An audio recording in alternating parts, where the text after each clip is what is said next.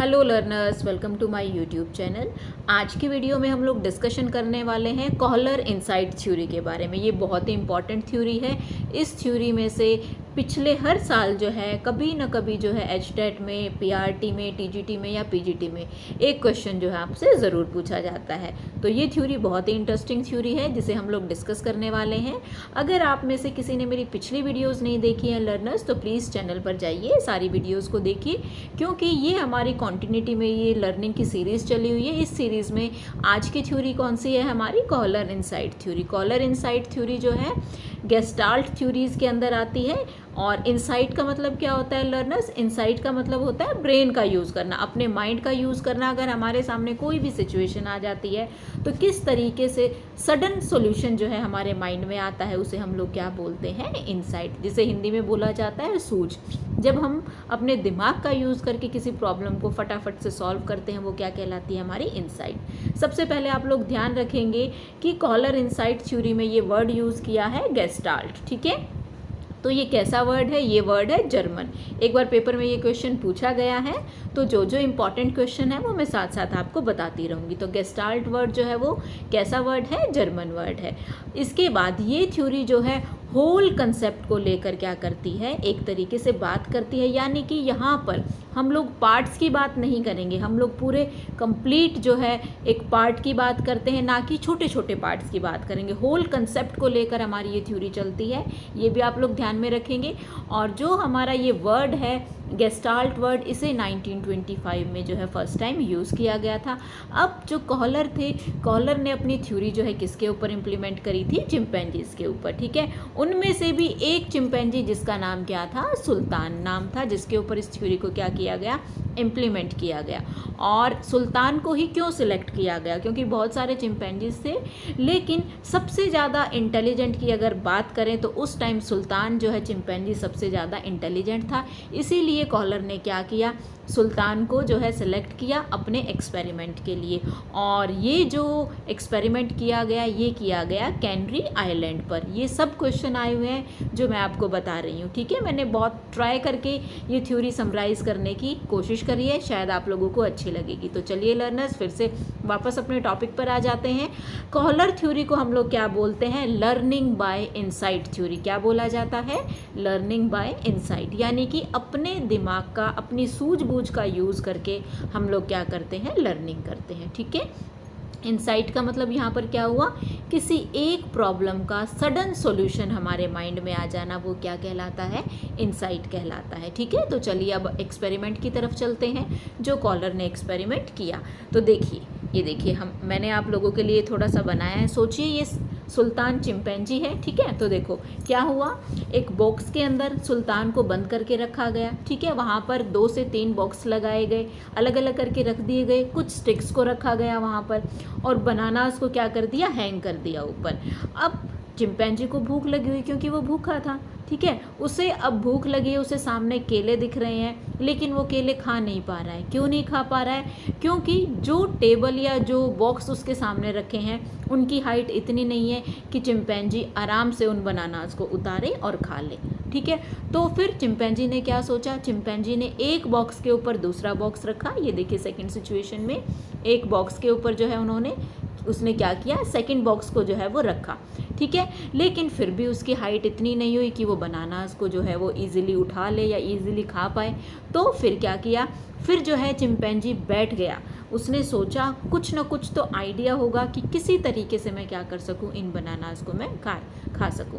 तो उसने देखा सामने स्टिक पड़ी हुई है, ठीक है। उसके ब्रेन ने काम करना शुरू किया। उसने क्या किया? स्टिक्स को ज्वाइन करना स्टार्ट किया, एक स्टिक के अंदर दूसरी, दूसरी के अंदर तीसरी। इस तरीके से उसके माइंड ने काम किया और उसने, सुल्तान ने क्या किया? उन बनानास को जो है उठाया और आसानी से खा लिया। तो यहाँ पर जो कॉलर हैं वो यही कहना चाह रहे हैं कि जब एक लर्नर या जब एक एक्सपेरिमेंट जिसके ऊपर हम करते हैं वो अपने दिमाग का यूज़ करते हुए उस प्रॉब्लम को सॉल्व कर पाता है, सडन सॉल्यूशन जब उसके माइंड में आता है, वो चीज़ क्या कहलाती है? Kohler insight theory. इस थ्योरी में जो है परसेप्शन का बहुत ज़्यादा यूज़ किया जाता है।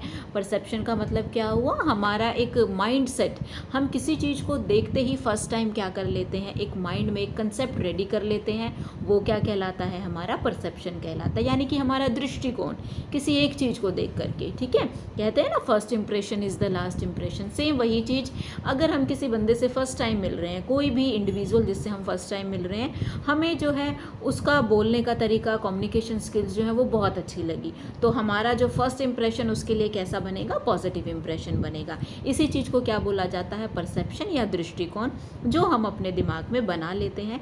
तो यहाँ पर कॉलर ने बोला है कि परसेप्शन का यूज़ जो है बहुत ज़्यादा करता है जो भी लर्नर है इस थ्योरी के अंदर, ठीक है। फिर परसेप्शन का यूज़ करते हुए सिचुएशन को एनालाइज करता है, यानी कि उसको विश्लेषित करता है। फिर जैसे ही सिचुएशन को एनालाइज करता है, उसके माइंड में तुरंत जो है कोई ना कोई सॉल्यूशन आ जाता है और हमारे सामने प्रॉब्लम का जो है वो सॉल्यूशन निकल जाता है। ऐसा किसने कहा है? कॉलर ने। क्योंकि अगर आपको ध्यान हो, मेरी पिछली वीडियोज़ में मैंने बोला था Thorndike trial and error method. उस मेथड में क्या था? हम एक बार काम करते, फिर गलती हो जाती, फिर दोबारा से उसको ठीक करने के लिए दोबारा काम करते, फिर तीसरी बार काम करते, लेकिन नहीं, यहाँ पर क्या है? यहाँ पर हम कोशिश कर रहे हैं लेकिन अपने दिमाग का यूज़ करके, ठीक है। तो इसीलिए इस थ्योरी का नाम क्या रखा गया? Kohler insight theory. और अब आपको समझ में आ गया होगा ये थ्योरी किसने दी है? ये कॉलर ने दी है। और किसके ऊपर इम्प्लीमेंट किया? चिंपैंजी, जिस चिंपैंजी का नाम क्या था? सुल्तान था, ठीक है, ठीक है। अब चलिए, अब हम इसके स्लोगन की बात करते हैं। ये बहुत इंपॉर्टेंट स्लोगन है, the whole is greater than the sum of its parts. इनका कहने का मतलब क्या है कि जो हमारा कंप्लीट कंसेप्ट होता है वो क्या है? वो काफ़ी बड़ा होता है, बल्कि छोटे छोटे पार्ट्स के हिसाब से। तो मैंने स्टार्टिंग में भी बोला था, ये थ्योरी जो है होल कंसेप्ट को लेकर के चलती है, ना कि पार्ट्स को लेकर के, ठीक है। तो कोई भी चीज़ की कंप्लीट इन्फॉर्मेशन जब हमारे पास होती है तभी हम किसी प्रॉब्लम का सॉल्यूशन निकाल पाते हैं, ठीक है लर्नर्स। तो चलिए आगे देख लेते हैं।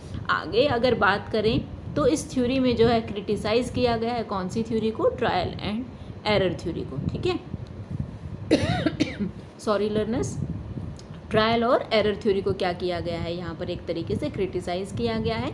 अब इस थ्योरी से रिलेटेड 3 लॉ जो है वो यहाँ पर निकल करके आए हैं। शायद इन लॉ से भी कोई क्वेश्चन आप लोगों से पूछ लिया जाए। तो सबसे पहला जो लॉ निकल करके आता है इस थ्योरी में वो है आपका लॉ ऑफ सिमिलैरिटीज़, यानी कि समता का नियम। बहुत सारी चीज़ें एक जैसी होती हैं जो हमारे कंसेप्ट को बिल्डअप करने में हमारी मदद करती हैं।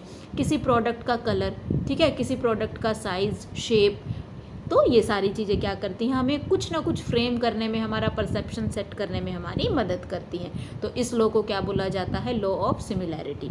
सेकंड आता है लॉ ऑफ प्रॉक्सिमिटी और नियरनेस, यानी कि एक चीज़ दूसरी चीज़ से अगर रिलेट करती है, उससे संबंधित है, तो भी हमारे कंसेप्ट को बिल्डअप करने में वो हमारी मदद करेगी। तो इसे हम क्या बोलेंगे? निकटता का नियम, ठीक है। थर्ड आता है लॉ ऑफ कॉन्टिन्यूटी, यानी कि निरंतरता का नियम, जो चीज़ें लगातार चलती रहती हैं। अगर कोई काम हम रेगुलर वे में करते हैं तो हमारे अपने आप ही उस फील्ड में, उस स्किल के अंदर, उस काम में हमें क्या मिलना शुरू हो जाता है? परसेप्शन मिलना शुरू हो जाता है। तो ओके लर्नर्स, ये 3 थ्योरीज, जो 3 लॉ हैं वो बिल्डअप हुए हैं कौन से कंसेप्ट की वजह से? कॉलर इनसाइट थ्योरी की वजह से। चलिए लर्नर्स, एक बार फटाफट से इसको आपको इसका मतलब जो है एक बार रिवाइज करा देती हूँ या समराइज करा देती हूँ। हम लोगों ने डिस्कस किया कौन सी theory? Kohler insight theory. Kohler insight theory किसने दी है? कॉलर ने दी है। गेस्टाल्ट वर्ड जो है यूज़ किया जाता है, और इस गेस्टाल्ट वर्ड को यूज़ जब किया, कब यूज़ किया गया? 1925 में। और ये कैसा वर्ड है? जर्मन वर्ड है। इनसाइट थ्योरी में एक इंडिविजुअल या एक लर्नर अपने ब्रेन का यूज़ करता है, सडन सॉल्यूशन आता है उसके माइंड में, और उसी कंसेप्ट को लेकर के वो अपनी प्रॉब्लम को क्या करता है? सॉल्व करता है। इस थ्योरी को हम लर्निंग बाय इनसाइट थ्योरी भी बोलते हैं, क्योंकि यहाँ पर बच्चा अपने ब्रेन का यूज़ कर रहा है, ठीक है। यहाँ पर बच्चा अपने परसेप्शन सेट करता है, फिर चीज़ों को एनालाइज करता है और फिर प्रॉब्लम का क्या निकालता है? सॉल्यूशन निकालता है। बनता है। ये एक्सपेरिमेंट किस पर किया गया? एक चिंपैंजी पर किया गया। चिंपैंजी का नाम क्या था? सुल्तान नाम था। और कौन से आइलैंड पर जो है ये किया गया ये एक्सपेरिमेंट? तो आइलैंड का नाम क्या रहेगा? कैनरी आइलैंड, ठीक है। और इसके साथ साथ ये स्लोगन है इस थ्योरी का, the whole is greater than the sum of its parts, यानी कि कंप्लीट चीज़ को, होल कंसेप्ट को हम लोग लेकर के चलेंगे, छोटे छोटे पार्ट्स को हम लोग यहाँ पर नहीं लेकर के चलेंगे। कंसेप्ट बिल्डअप करने के लिए 3 लॉ यहाँ पर आए हैं। सबसे पहला लॉ ऑफ सिमिलैरिटी, सेम चीज़ें, सेम कलर, सेम साइज़, तो हम लोगों को क्या करता है? कंसेप्ट को बिल्डअप करने में हमारी मदद करता है। नेक्स्ट आता है लॉ ऑफ प्रॉक्सिमिटी, यानी कि जब चीज़ें एक दूसरे से रिलेट करती हैं, एक दूसरे के साथ थोड़ा सा रिलेशन साझा करती हैं, तो भी हम लोगों को कंसेप्ट बनाने में ज़्यादा दिक्कत नहीं आती। और लास्ट आता है लॉ ऑफ कॉन्टिन्यूटी, यानी कि चीज़ें अगर लगातार हम लोग करते रहते हैं तो हमें जो है कंसेप्ट को बिल्डअप करने में या हमारी प्रॉब्लम को सॉल्व करने में हमें थोड़ी सी क्या हो जाती है? हेल्प मिल जाती है। ओके लर्नर्स, आज के लिए इतना ही। होप सो आपको ये थ्योरी समझ में आई होगी। अगर आपको थ्योरी अच्छी लगी, मेरा पढ़ाया हुआ आपको समझ में आया, तो प्लीज़ मेरी वीडियो को लाइक करिए, चैनल को सब्सक्राइब करिए। आपके सपोर्ट की बहुत ज़्यादा ज़रूरत है, क्योंकि जब तक आप सपोर्ट करेंगे, मेरी वीडियो को शेयर करेंगे, तो जो नीडी स्टूडेंट्स हैं उन तक भी मेरी वीडियो जो है वो पहुंच पाएगी। क्योंकि कुछ ऐसी लेडीज़, कुछ ऐसी गर्ल्स जो घर रह करके ही अपनी प्रिपरेशन करना चाह रही हैं, तो मेरी वीडियो उनके लिए काफ़ी हेल्पफुल रहेगी। तो ओके लर्नर्स, आज के लिए इतना ही। बाकी हम लोग अपनी नेक्स्ट आने वाली वीडियोज़ में देखेंगे लर्निंग की बाकी बची हुई theories. Okay learners, thank you, bye bye, take care everyone.